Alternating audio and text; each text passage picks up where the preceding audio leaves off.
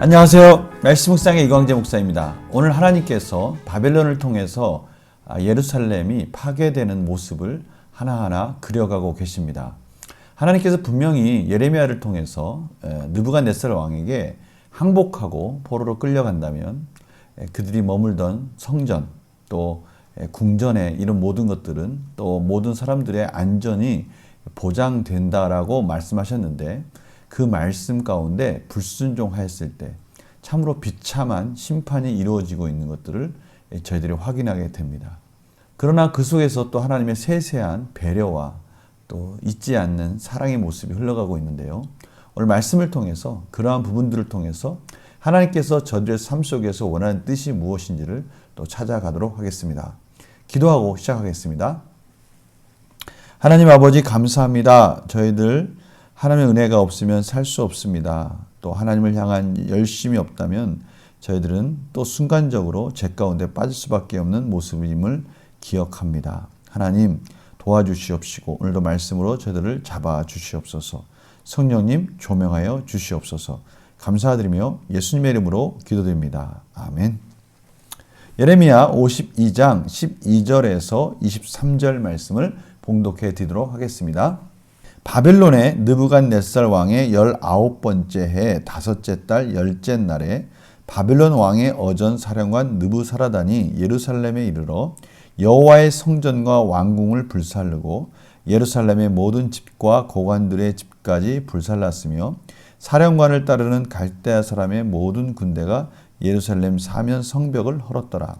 사령관 느부사라단이 백성 중 가난한 자와 성중에 남아있는 백성과 바벨론 왕에게 항복한 자와 무리의 남은 자를 사로잡아 갔고 가난한 백성은 남겨두어 포도원을 관리하는 자와 농부가 되게 하였더라.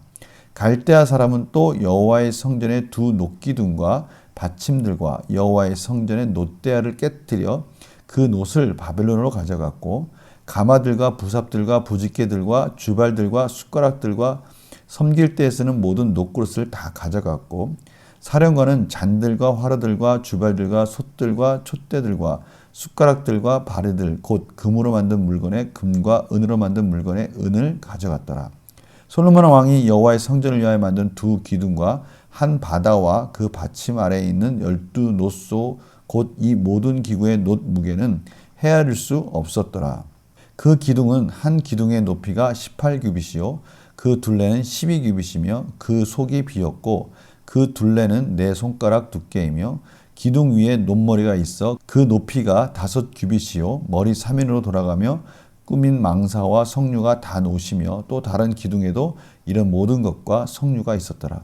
그 사면에 있는 석류는 96개요 그 기둥에 둘린 그물 위에 있는 석류는 도합이 100개이었더라. 아멘. 참 안타깝지만 하나님의 성전의 모양들, 성전의 기구들이 뭐가 있었는지를 하나하나 그 목록들을 나열하고 있습니다. 이것들이 성전을 세울 때 그런 목록들이라면 참 얼마나 참으로 중요한 또 귀중한 그런 목록들이 되겠습니까? 그러나 안타깝게도 이 목록들은 이스라엘 백성들이 바벨론을 위해서 침공당해서 바벨론 사람들이 가지고 가는 그런 성전의 기구들의 목록이라는 것이 참으로 비참할 뿐입니다. 성전의 곳곳에 놋이란 놋은 다 벗겨지고요. 또 파괴되어지고 옮겨질 만한 것들은 다 옮겨지고요. 또 그 기구들을 들고 갈 수 있는 것들은 다 들고 가는 그런 참으로 성전이 온갖 파괴되는 모습들을 저희들이 보게 됩니다. 그러나 참 그래도 다행스러운 것은 이 성전이 불타기 전에 이런 기구들을 먼저 빼내서 그들이 유용하다 생각하는 것들을 가져갔기 때문에 이런 것들이 훼손당하지 않았다는 것에 있어서는 또 다행일 수 있습니다. 그러나 거기에는 또 여러 가지 하나님의 섭리가 숨어 있다는 것을 질문을 통해서 확인해 보려고 합니다. 중요한 것은 하나님의 말씀 가운데 불순종했을 때 예루살렘에 있는 집들과 궁전들과 고관들의 집과 또 성전이 다 불살라지고요. 철저하게 회파되었다라는 것입니다. 참으로 하나님 원하시는 그런 말씀 가운데 순종, 거룩한 백성으로서의 삶이 회복되어지지 않고요. 하나님 말씀 가운데 이 불순종했을 때 내려지는 이 심판의 모습이 얼마나 비참한지를 저희들이 깨닫게 되는 것이죠. 하나님께서 저희들에게 원하시는 그 거룩의 무게를 저희들이 오늘 심판의 모습을 통해서 저희들이 알 수 있는 것입니다. 하나님이 저희들이 원하시는 것은요, 끊임없는 하나님의 완전함을 향해서 달려가기를 원하고 계시는 것이죠. 이것은 하나님의 욕심이 아니죠. 마치 부모가 부모의 기준에 맞게 자녀들을 막 억지로 끌고 가는 그러한 수준이 아닌 것입니다. 하나님께서 저희들에게 원하시는 거룩, 완전함은 그 완전함과 거룩을 향해서 달려가는 그 모습, 그 역동적인 모습들이 지금 이 시대에, 이 강팍한 시대에 저희들이 살 수 있는 길이기 때문에 그렇습니다. 저희들이 그렇게 달려갈 길을 달려가지 않는다면 저희들은 참으로 지금의 삶 속에서 죄 가운데로 거룩하지 못한 삶으로 저희들을 사로잡는 것을 볼 수밖에 없는 겁니다.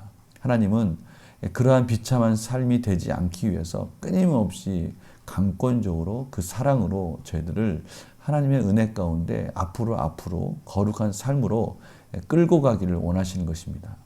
완전이라는 또 온전함이라는 하나님의 크신 기준 가운데 저희들을 끊임없이 그 소망 가운데로 이끌어가고 계시는 것이죠. 이것이 하나님의 백성들이 갖는 놀라운 은혜입니다. 저희들은 이러한 놀라운 은혜를 즐길 수 있어야 될 것 같습니다. 왜냐하면요, 이러한 것들이 저희들의 삶을 참으로 풍성하게 만들어준다는 것을 저희들이 맛보아 알아야 되기 때문에 그렇죠. 하나님이 저희들을 그렇게 또 인도해 가십니다. 또 그렇게 명령하셨고요. 명령하신 하나님이 그것을 또 완성할 줄 믿습니다. 저희들이 질문을 통해서 또 구체적으로 한번 또 살펴보도록 하겠습니다. 바벨론의 군대 사령관 느부사라단에 의해 예루살렘은 어떤 일이 일어납니까? 13절 16절입니다. 성전과 왕궁과 또 고관들과 집과 모든 것이 다 불살라집니다. 성벽은 또 헐어지고요. 또 바벨론 왕에게 항복한 자와 무리의 남은 자를 사로잡아 갑니다. 그러나 가난한 백성은 남겨두어서 포도원을 관리하는 자와 농부가 되게 하였습니다. 두 번째 문제 보겠습니다. 바벨론 군대는 예루살렘 성전에 있는 기물들을 어떻게 다룹니까? 10절에서 19절입니다. 성전의 놋기둥과 받침들과 여호와의 성전의 놋대야를 깨뜨려서 그 놋을 바벨론으로 가져갑니다. 그러나 그 물건들 중에 그냥 온전한 것들은 또 그대로 가져가죠. 이런 것들을 통해서 참 하나님께서는 참 놀라운 은혜를 두 가지를 약속합니다. 그것이 연구와 묵상 질문에 있습니다. 바벨론 군대에 의해 약탈된 성전의 기물들이 자세히 기록된 이유는 무엇입니까? 그것이 첫 번째 이유는 불타기 전에 그 모든 것들을 하나님께서 안전하게 옮기시기 위함이었습니다. 그 이유는요, 예레미야 28장 3절에 나와 있는데요. 내가 바벨론 왕 느부갓네살이 이곳에서 빼앗아 바벨론으로 옮겨간 여호와의 성전 모든 기구를 2년 안에 다시 이곳으로 되돌려 오리라. 하나님께서 그 모든 성전 기구들을 다시 회복할 때 가져오도록 하나님께서 허락하신 것이죠. 하나님의 섭리가 있었던 것입니다. 또 하나가 있었습니다. 그것은 28장 9절에 있는데요. 평화를 예언하는 선지자는 그 예언자의 말이 응한 후에야 그 진실로 여호와께서 보내신 선지자로 인정받게 되리라. 하나님께서 예레미야를 통해서 말씀하신 이 예언이 그 말씀하신 그대로 이루어질 때 예레미야의 모든 예언들이 하나님이 보내신 확실한 증거라는 것을 확인할 수 있다라고 말씀하시는 것입니다. 그러니까요, 하나님께서의 그 모든 말씀에 대한 그 확신과 섭리는 그것이 하나하나 이루어져 가는 것을 통해서 저희들에게 확인시켜 주면서 저희들의 믿음을 세워져 가고 있다는 것을 알 수가 있습니다. 바로 예레미야가 그러한 과정 속에 하나님께서 그 모든 것 하나하나가 이루어진 것을 통해서도 확인시켜 주시는 것이죠.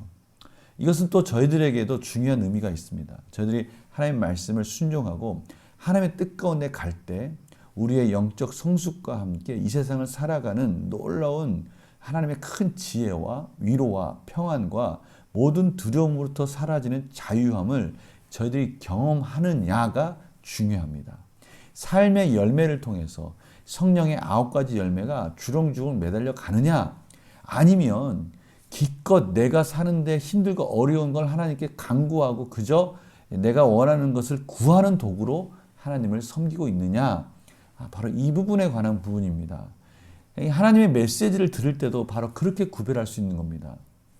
하나님의 진정한 메시지가 나의 삶을 어떻게 변화시키고 있고 그 하나님께서 전해주신 그 말씀 속에서 내 삶 속이 참으로 변화되고 있는지를 확인하는 것이 저희들에게 꼭 필요한 것입니다. 이러한 확인은요, 저희들이 하나님 나라 갈 때까지 저희들을 붙들어주고 성숙시켜주는 큰 믿음의 역할을 하도록 인도해 주시는 것입니다. 느낀 점 뭘까요?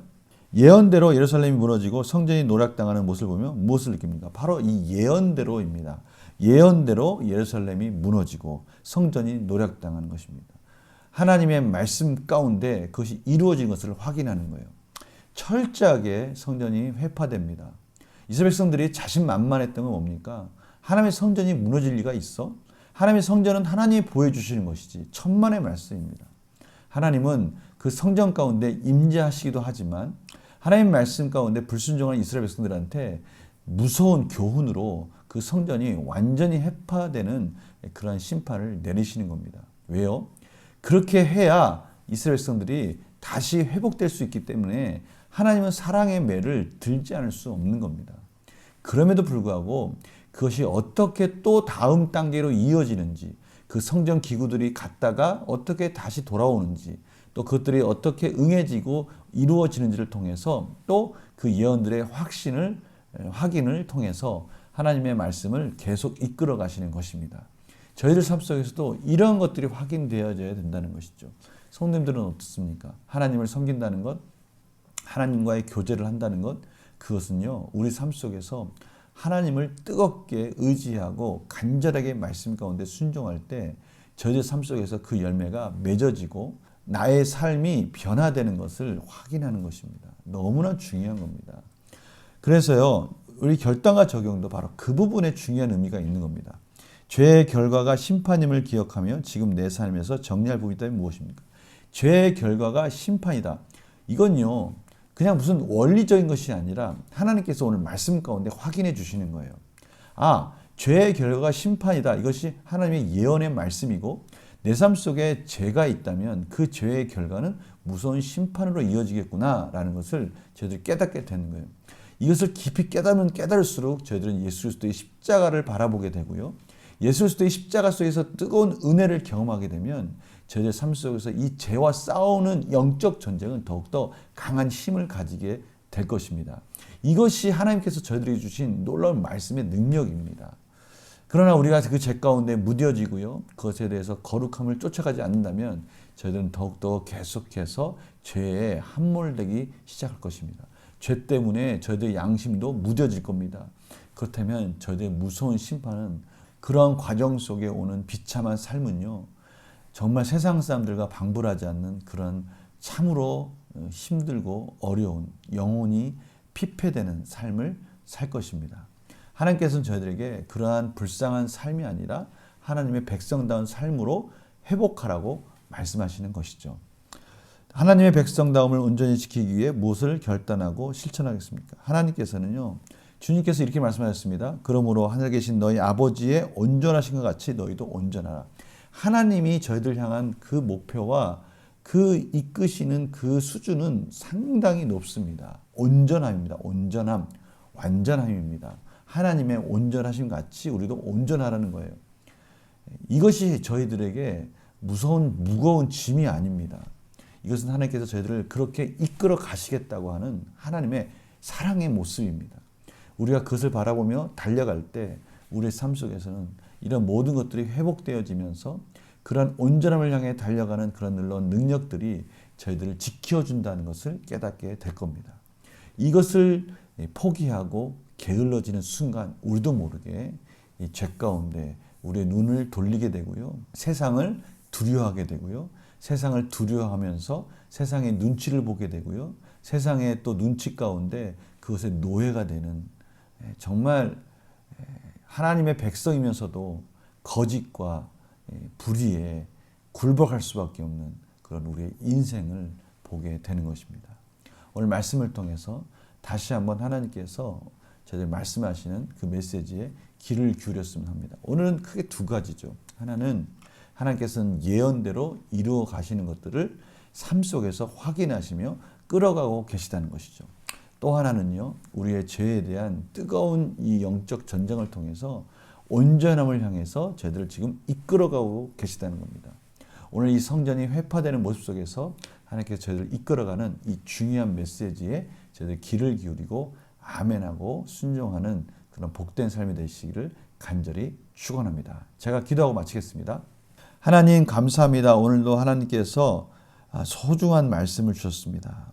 우리의 삶 속에서 하나님 말씀이 확인되기를 원하고 계십니다. 또 그러한 능력 가운데 온전해짐을 향해서 달려가기를 원하고 계십니다. 저들 가운데 아직도 포기 못한 죄의 모습, 죄의 형상이 있다면 깨끗하고 거룩하고 온전하게 원하시는 하나님의 마음을 바라보고 십자가의 제사함을 바라보고 저희들이 다시 한번 도전하며 달려갈 수 있도록 인도하여 주시옵소서.